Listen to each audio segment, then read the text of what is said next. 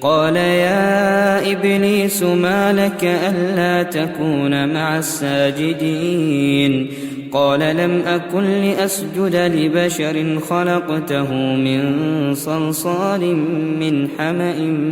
مسنون قال فاخرج منها فإنك رجيم وإن عليك اللعنة إلى يوم الدين قال رب فأنظرني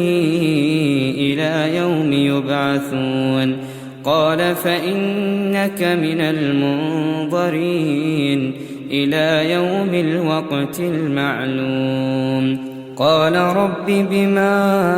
أغويتني لأزينن لهم في الأرض ولأغوينهم